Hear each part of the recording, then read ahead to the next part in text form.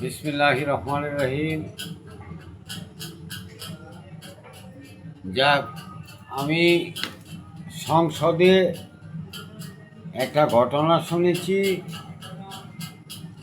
হয়তো বাংলাদেশ সরকার উদ্যোগ নিয়েছে অনলাইন জুয়ার জন্য। আলহামদুলিল্লাহ, এতে আমরা সন্তুষ্ট। অনলাইন জুয়াটা যেন বন্ধ হয়। তো আমি মাননীয় প্রধানমন্ত্রীর কাছে আবেদন করছি, সাধারণ জুয়ারি যারা, তাদেরকে ধরলে 7 বছরের জেল দিবেন। আলহামদুলিল্লাহ, এটা ভালো। কিন্তু যারা জুয়াটা খেলাইতেছে ওই জায়গায় বন্ধ করতে চেষ্টা করুন। ওদেরকে ধরে যদি 7 বছর না 7 দিনের কারাদণ্ড দেওয়া হয়, তাহলে আমি মনে করি আমার মন থেকে যে ওই দেশে সুশাসন চলেছে। কারণ আমরা দেখেছি গ্রামাঞ্চলে যারা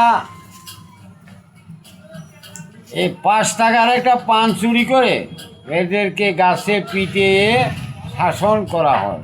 আর যারা লক্ষ লক্ষ কোটি কোটি টাকা চুরি করতেছে, এরা কি করে? এরা সংসদে বসে বিচার আচার করে।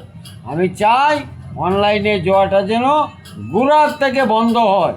আমরা আপনাদের জন্য মন ভরে দোয়া করব, দেশের যুবকরা ভালো হবে। আলহামদুলিল্লাহ।